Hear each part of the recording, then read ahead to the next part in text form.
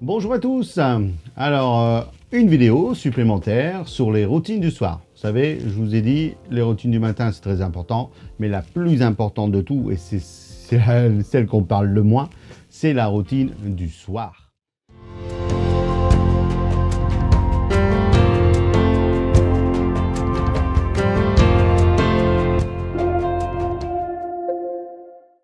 Donc là, je vous ai donné une première routine. Je voudrais affiner cette première routine pour arriver sur une deuxième routine, donc la semaine suivante éventuellement.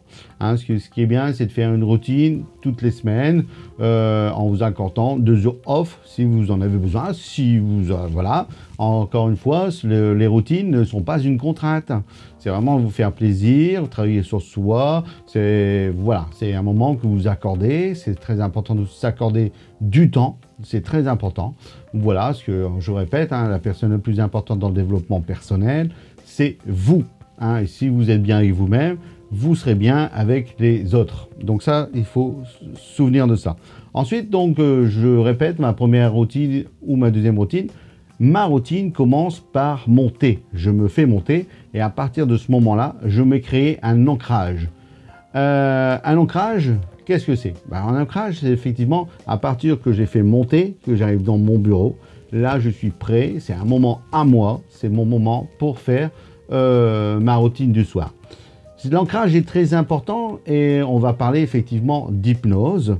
Certains hypnotiseurs, donc moi-même, parce que je me suis formé à l'hypnose, il faut savoir que on vous crée un ancrage. Donc on vous crée les émotions. On vous met donc explication souvent sur l'hypnose. Beaucoup de personnes ont peur de l'hypnose, ils ont des appréhensions parce qu'ils n'ont qu'une image, c'est l'hypnose de spectacle. À cette occasion, on aura l'occasion de faire un reportage d'un hypnotiseur de spectacle, mais pas que, aussi d'un hypnotiseur qui fait du spectacle et du cabinet, voilà, donc thérapeutique. Il nous donnera sa version de l'hypnose. Ensuite, on aura le deuxième, qui est mon formateur en hypnose, en interview. Lui est spécifique sur l'hypnose thérapeutique. Voilà. Moi, j'appréhendais un petit peu l'hypnose.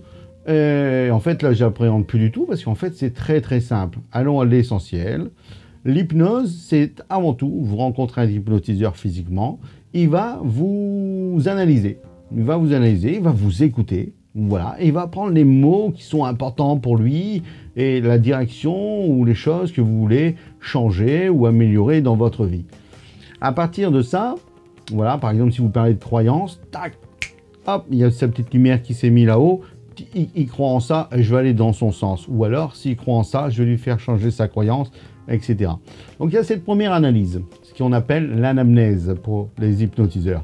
Ensuite, on amène les gens dans le fauteuil, voilà, les pieds bien à plat, les mains. Alors, on peut faire un test pour faire voir que votre esprit a de l'influence sur votre corps. Et ça, c'est très important. Juste avec les 2 mains comme ceci, on vous met 2 aimants et vos mains vont se rapprocher de plus en plus. Et là, l'hypnotiseur prend effectivement un texte pour vous détendre, un dialogue pour vous détendre, une façon de vous parler, etc. Et il va vous mettre en induction. Qu'est-ce que c'est l'induction? L'induction est une détente musculaire où votre inconscient va s'apaiser. Pour laisser place, pour votre conscient va s'apaiser, pour laisser place et on va pouvoir discuter et surtout vous ingérer des suggestions, une suggestion positive à votre inconscient. Voilà, donc on occupe votre conscient avec la détente et on vous suggère dans votre inconscient des suggestions positives qui vont dans le sens des choses que vous voulez travailler.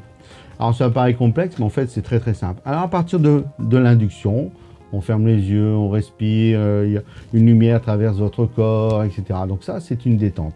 Et à partir de cette détente, on fait des suggestions. Voilà, donc et à partir de ces suggestions, on peut aussi vous créer un ancrage. Par exemple, on vous met dans une situation, donc on va vous mettre dans une visualisation Par exemple, tenez, je suis dans le spectacle et je vais me remémorer, me visualiser dans les spectacles qui ont super bien marché, que je me sens en super forme, etc. Donc je recrée mes émotions intérieurement. Et là, alors, on va créer effectivement un ancrage. Un ancrage, c'est quoi? Donc on va prendre une pierre, une pièce ou un bracelet de pierre comme ça, et on va vous poser ça dans la main.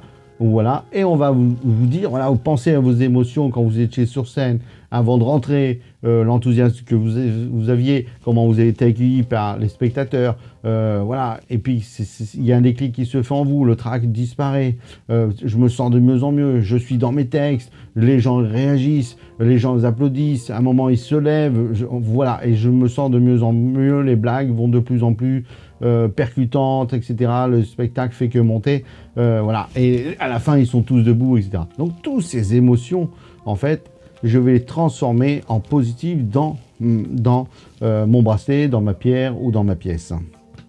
À partir de ce moment-là, donc l'exercice dure un petit moment, et aussitôt, à un moment donné, quand vous serez avant le spectacle, quand vous avez envie de vous remettre dans cet état, très facile, il suffit de remettre votre main comme ça et de venir poser gentiment votre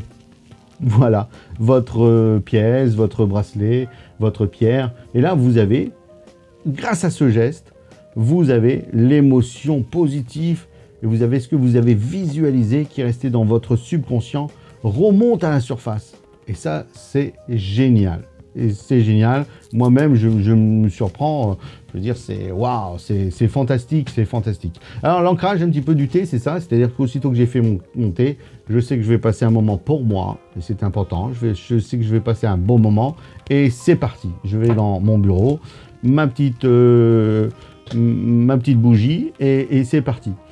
Et la première chose la plus importante, souvenez-vous, c'est les intentions. Alors, je voudrais revenir sur la puissance des intentions. La puissance des intentions, je vais vous donner un exemple. C'est une dame d'un certain âge qui a fait 40 ans avec son mari, marié, et le monsieur décède. Et en fait, cette dame est aveugle, donc elle ne peut pas rester seule chez elle. Donc les enfants décident de la placer dans une maison de retraite. Bref, voilà, donc ils ont toujours vécu ensemble, elle se retrouve seule. Dans la maison de retraite, malheureusement, ils ne prennent pas les chiens, donc elle est obligée de donner le chien aux enfants, etc. Et elle attend dans le hall de la maison de retraite. Et ce qui se passe, c'est que l'infirmier vient la voir, elle dit « Madame, votre chambre est prête ». Ce monsieur prend cette dame gentiment par le bras pour l'accompagner. Et en sachant bien sûr qu'elle est aveugle, oui, parce que j'ai peut-être oublié de vous le dire, cette dame est aveugle. Non, ou je l'ai dit, autant pour moi. Donc elle est aveugle, donc elle l'accompagne dans sa chambre. Et elle dit, comme vous ne voyez pas, je vais vous décrire un peu votre chambre. Vous voyez, vous avez des superbes rideaux roses, vous avez des meubles de telle couleur, vous avez... voilà. Et la dame dit, vous êtes gentil, mais pourquoi vous me dites tout ça ? Tout simplement, déjà parce que vous n'allez pas voir parce que vous êtes aveugle. Et ensuite, c'est pour vous mettre agréablement dans ces murs, dans votre chambre. La dame répond comme ça. Vous savez, cette chambre, je ne la verrai jamais, parce que je suis aveugle. Mais sachez que j'ai bien l'intention d'aimer ces lieux, parce que c'est là où je vais vivre, c'est là où je vais peut-être certainement finir mes jours. Donc j'ai bien l'intention d'aimer cette pièce. Donc ça veut dire quoi? Ça veut dire que l'intention, c'est très très fort. Ça veut dire qu'avant qu'il se passe un événement, vous êtes en validation. Et ça, c'est super. Alors moi, je vais encore plus loin. Je vais encore plus loin parce que ça m'a fait tilt. Je vais être grand-père, je vais être papy. Et en fait, j'ai bien sûr l'intention d'aimer mon petit bout de chou. J'ai bien sûr l'intention d'aimer ce petit bout de chou. Ça me paraît une évidence. Voilà. Donc il n'est pas encore là. Il n'est pas encore là. Il peut arriver ce qui peut arriver. On ne l'espère pas. Tout va bien se passer. On a l'intention de l'aimer. Mais vous imaginez la puissance de l'intention. À l'inverse, si vous donnez des intentions entre guillemets de merde, forcément, voilà, si vous dites Ah ouais, mais je vais aller dans ma maison de retraite, je vais être tout seul, j'ai plus mon chien, j'ai plus ceci. Enfin, vous voyez les intentions de merde que vous pouvez vous mettre. Est-ce que vous pensez que vous allez apprécier ou vous allez peut-être finir vos jours où vous allez apprécier? Ben, bien sûr que non. Par contre, si vous avez une intention qui est bonne, voilà, sereine, qui est bienveillante, ben, tout va bien se passer. Tout va bien se passer. Donc ça, c'était quand même, voilà. Et il y a plusieurs livres qui sont là-dessus. On vous mettra un ou deux liens sur la puissance de l'intention. Voilà. Donc ça, je voulais revenir là-dessus. Donc l'ancrage, la puissance de l'intention et l'hypnose.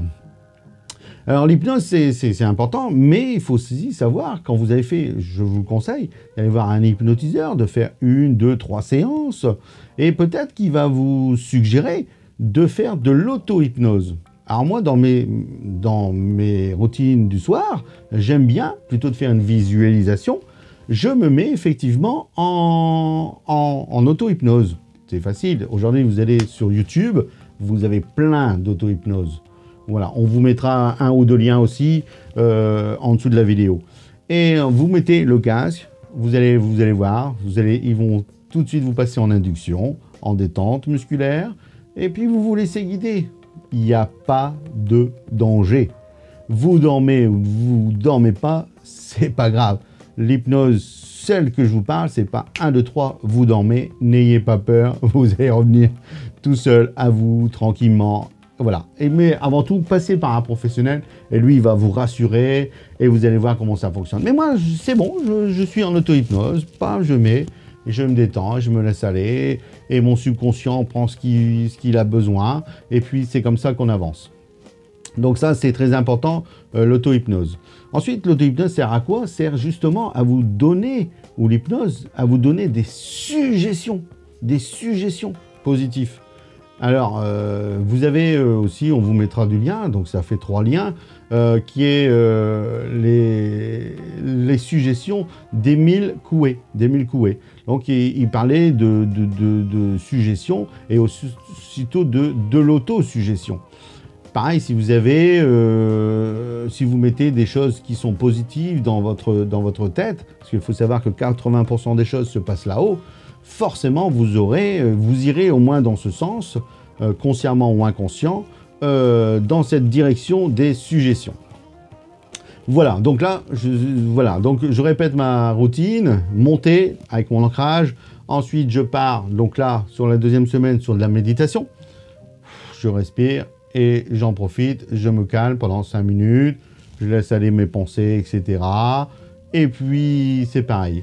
Et ensuite, je pars sur l'auto-hypnose. Pouf, je me détends, etc. Suite à ça, généralement, vous allez vous coucher, vous dormez. Si vous n'arrivez pas à dormir après ça, encore une fois, vous avez le bouquin, vous lisez et vous dormez. Voilà, j'avais parlé aussi, je voudrais préciser sur la visualisation la dernière fois. La visualisation, c'est pas un but à atteindre. C'est pas je vais atteindre ça. Ça, c'est ce qu'on appelle un objectif, une direction. C'est pas ça, une visualisation. Une visualisation, c'est vous imaginer de faire comme si. Voilà, vous imaginez de faire comme si. J'imagine que mes conférences vont marcher. J'imagine que par rapport à ça, je vais avoir des gens qui vont m'appeler et on va faire du coaching individuel, en groupe, des formations, etc. Voilà, ça, c'est comme si j'y étais. C'est comme si je le vivais déjà. C'est comme ça. C'est comme, par exemple, le petit qui va arriver. Je me vois arriver à la maternité avec des présents. Je me vois, voilà, avec une belle photo. La fierté de porter mon petit-fils, etc. Enfin, je m'y vois. J'y suis déjà. Et ça, c'est la visualisation. Voilà. Sur ce, on aura l'occasion de parler. Vous voyez, donc là, on va monter un petit peu plus en pression. On va monter plus en affirmation, en suggestion, etc. On avance ensemble. Je vous dis à bientôt. Et sachez que le plus important, ce n'est pas ce que l'on sait, mais c'est ce que l'on fait de ce que l'on sait. Le plus important, ce n'est pas ce que l'on sait, c'est ce que l'on fait de ce que l'on sait. Et entre nous, il faut savoir que dans nos vies, on a tous quelque chose à changer, voire à améliorer. On avance ensemble. À bientôt.